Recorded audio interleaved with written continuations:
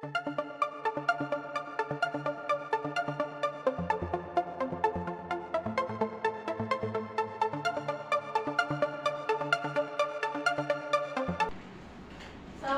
warahmatullahi wabarakatuh. Waalaikumsalam warahmatullahi wabarakatuh.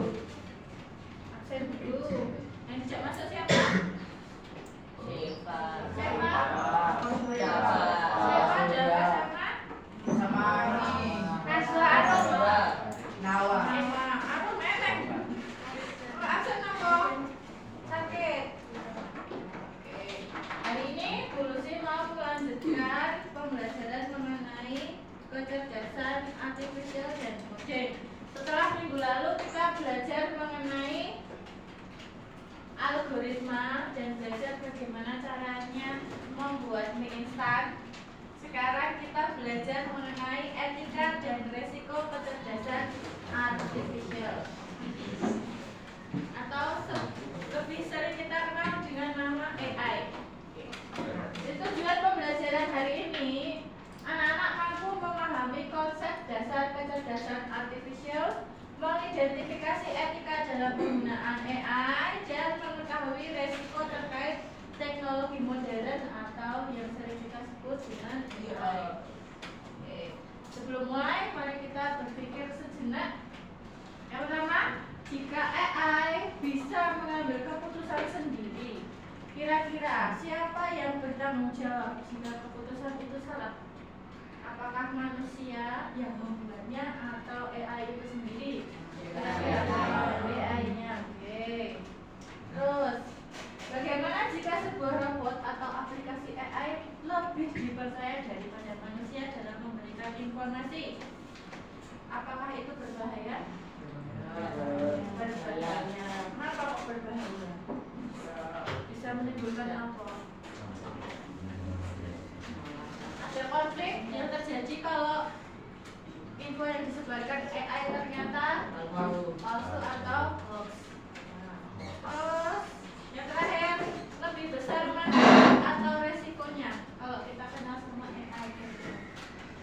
Lebih banyak tanya. Selama ini anak-anak menggunakan AI itu lebih banyak manfaatnya atau resikonya? Banyak manfaatnya. Oke, tapi kita juga perlu melihat resiko. Kita akan pelajari di pertemuan kali ini. Jadi apa tahu itu AI? Di definisi AI generatif itu adalah teknologi yang menciptakan konten baru menggunakan algoritma dan data yang ada. Jadi AI itu menggunakan pola berpikir, algoritma, dan data yang dimasukkan ke dalam AI. Contoh penggunaan AI itu termasuk pembuatan gambar dan teks yang unik. Gambar dan teks yang unik. Biasanya kita menggunakan aplikasi apa untuk membuat tugas itu? Canva, ya. Canva termasuk AI. Terus nek di TikTok itu kan sebuah aplikasi apa biasanya itu itu juga AI. Prinsip kerja AI itu sebenarnya dia berasal dari pengumpulan data, pelatihan model, kemudian diimplementasikan.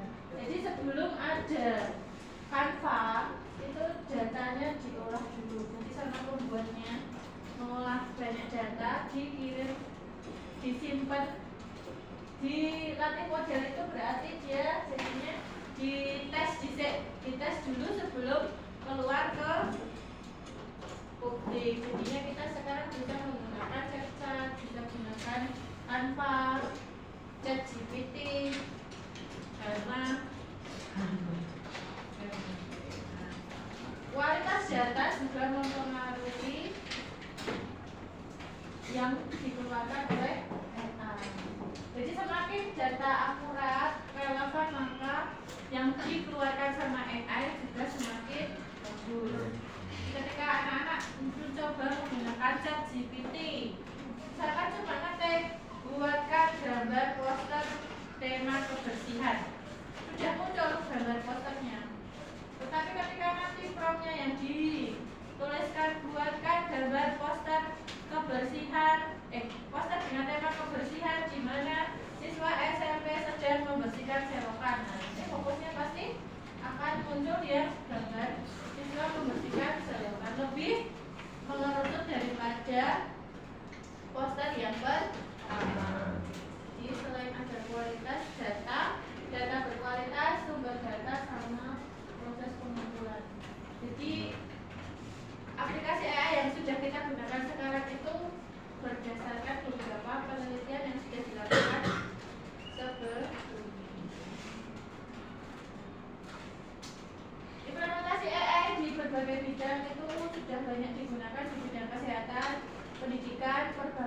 dan industri. Untuk kesehatan itu baru digunakan di negara-negara maju seperti Jepang, Singapura. Mereka sudah tidak menggunakan perawat tetapi pakai robot. Jadi ketika konsultasi itu ketemunya tidak sama dokter tapi sama robot. Dia sudah bisa membantu mendiagnosis penyakit lebih cepat. Kemudian dalam bidang pendidikan membantu Bapak Ibu guru dalam membuat presentasi pembelajaran seperti yang guru tampilkan ini dari Canva. Terus membantu anak-anak dalam mengerjakan tugas. Kemudian di bidang perbankan dia bisa mendeteksi penipuan transaksi secara otomatis. Di bidang industri otomatis membuat proses produksi dan layanan. Jadi kalau di industri seperti pabrik mie instan yang kita pelajari minggu lalu, dia otomatisnya di algoritmanya masuk ke mesin cetak mesin cetak mie instan itu menggunakan teknologi AI. Sudah tidak dipegang manusia, jadi manusia cuma tekan tombol on off, dia sudah jalan sendiri. Dalam penggunaan AI perlu kita perhatikan beberapa etika. Etika tanggung jawab resiko dan ada deepfake. Ketika anak-anak bermain Instagram, bermain TikTok, itu ada etika yang harus dijaga. Jadi maksudnya prinsip moral dalam penggunaan. Misalnya toh, bulusi kan jika TikToknya sekor Indonesia. Indonesia kan misalnya gambar poster di upload di TikTok Indonesia. Kayak TikTok Indonesia ini tak balikan. Nih, bocor mana ini tak hilang nih. Bulusi ini bermoral orang yang paling tidak. Kenapa? Nyolong. Bocor mana Indonesia itu tidak boleh digunakan ya. Tidak boleh seperti itu kalau menggunakan teknologi. Jadi misalnya bulusi anak kesehatan Indonesia, watermarknya harus tetap digunakan, tidak boleh dihilangkan. Kemudian ada tanggung jawab. Kita harus bertanggung jawab dalam memanfaatkan teknologi secara tepat. Nah, termasuk ketika anak-anak mengerjakan tugas. Biasanya kerja pakai di foto, ditekokin, ini apa? Ya, itu boleh nggak sih sebenarnya kayak gitu? Boleh. Tapi apa tanggung jawabnya? Ketika nanti bulusi minta anak-anak maju untuk menjelaskan, anak-anak harus paham. Nah, kemudian untuk resikonya kita juga harus memahami resiko potensi bahaya dari penggunaan AI tanpa pengawasan. Nah, ini yang agak berbahaya tanpa pengawasan. Jadi silakan anak-anak juga kontrol diri ketika menggunakan AI di rumah tanpa pengawasan orang tua. Mungkin ujung-ujung bisa ngambil video beradegan 17+. Nambah ke videonya video aslinya mungkin tak tembak ke lainnya. Kok misalnya lainnya juga kira ini pandai terus apa? Bukan biasa. Jadi kita harus memahami resikonya juga. Itu masuknya kemana? Di bagian deepfake. Deepfake yang sudah terkenal beberapa hari ini. Nah di TikTok sok ndelok apa, foto apa, video apa? Video bayi kalau cah cilik kok ditekoni kamu kenapa bekerja? Awas sampai apa? Itu videonya real enggak? Ya di deepfake. Jadi di teknologi manipulasi karena deepfake itu mampu memanipulasi gambar dan video sehingga dia sulit dideteksi. Kalau misalnya dulu sih kita telepon loh, nunggu nomornya jasir. Kayak dulu sih kita nunggu suaranya jasir, padahal itu dulu sih itu bisa terjadi ya menggunakan teknologi.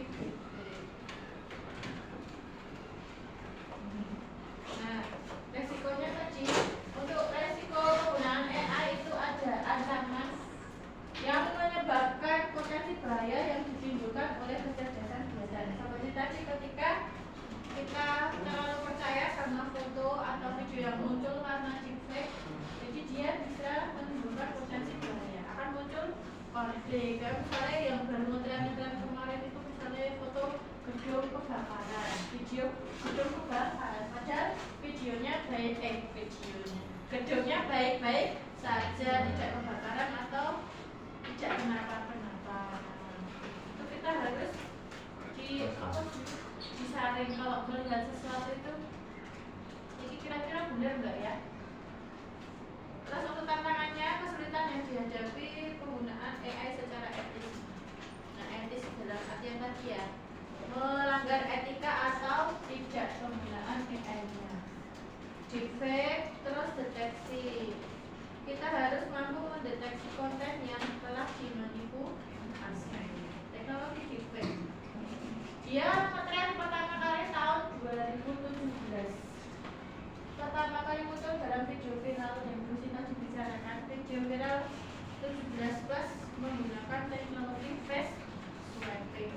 Jadi videonya itu asli, tapi mukanya sama yang perempuan sama laki-laki diganti sama artis terkenal. Jadi mereka kena skandal. Kemudian marak di 2018 dan 2021. Untuk mendeteksi deepfake, kita bisa menggunakan alat deteksi software dan aplikasi.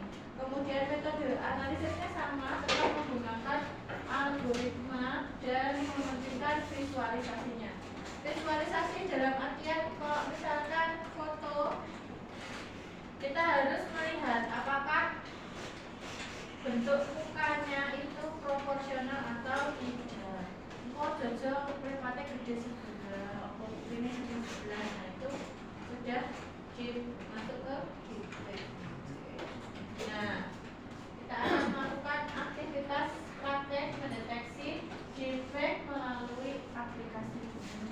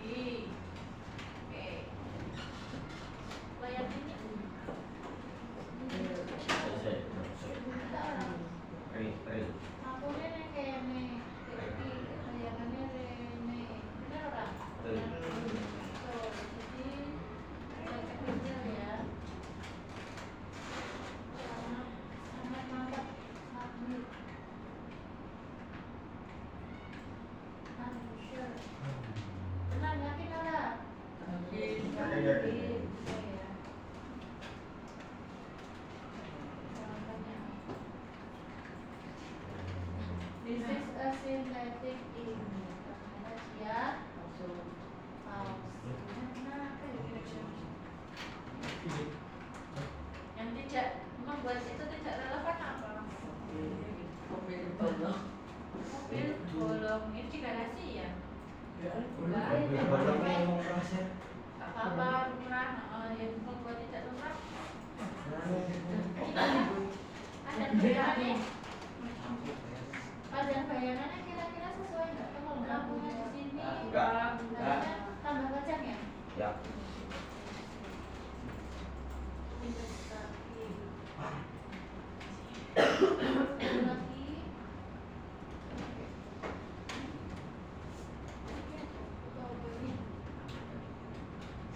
Ini apa kira-kira fotonya ini? Orang mau jatuh, bener nggak? Kira-kira betul atau salah? Salah perfect.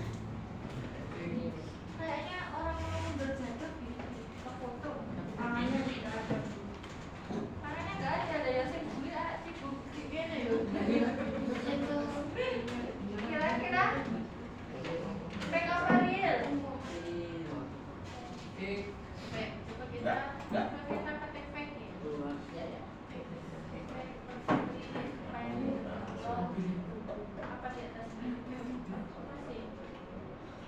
Please identify.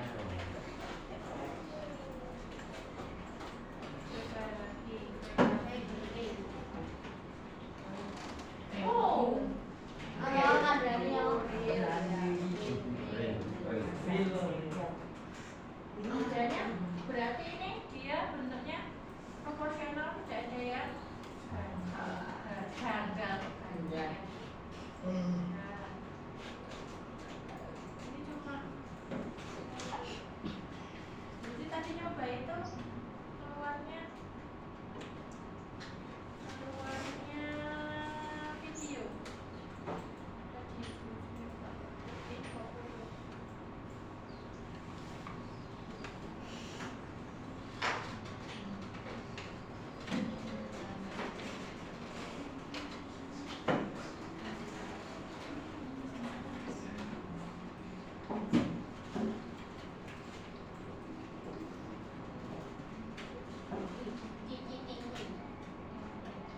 Ini hasil dari CCTV.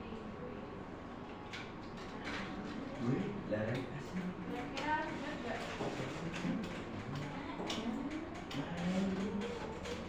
Hasilnya kayaknya wale beli kalau pas ini. Kalau itu mungkin bayar sendiri gitu. Ininya buat jaket TV. Oh TV besar.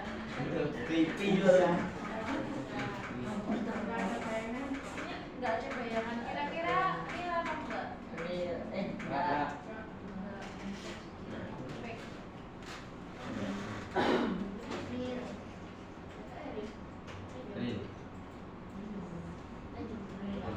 Mau real apa fake ini? Ada real.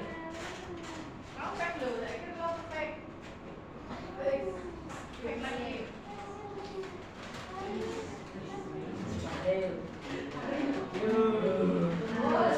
Bagus nih. Synthetic image. Kenapa ya? Synthetic saja ini. Ada bayangan.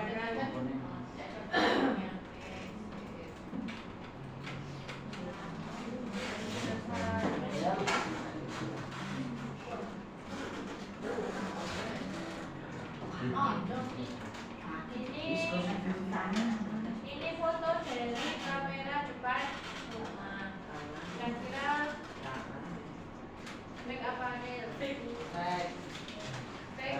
Apa? Tangannya Tangannya pegang pakai anten. Yes.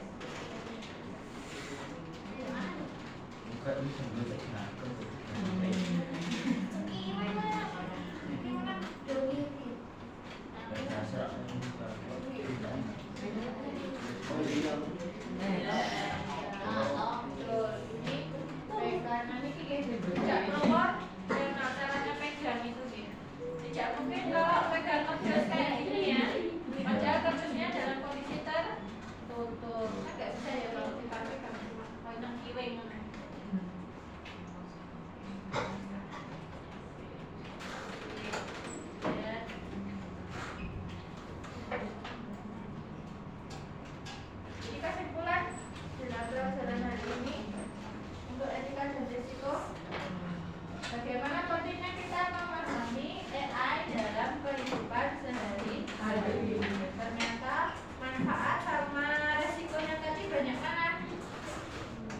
Manfaatnya, manfaatnya. Karena sudah memahami resikonya tadi apa aja. Nah, jadi harus berpikir dan tidak termakan berita-berita hoax yang menyebabkan kekacauan di mana-mana ya. Kita ada pertanyaan? Oh, tidak ada pertanyaan, belum dicukupkan sampai sini. Besok kita ketemu lagi di pembelajaran. Oke, di materi yang selanjutnya itu nanti kita belajar membuat game melalui aplikasi Stretch. Dulu saya akhiri. Wassalamualaikum.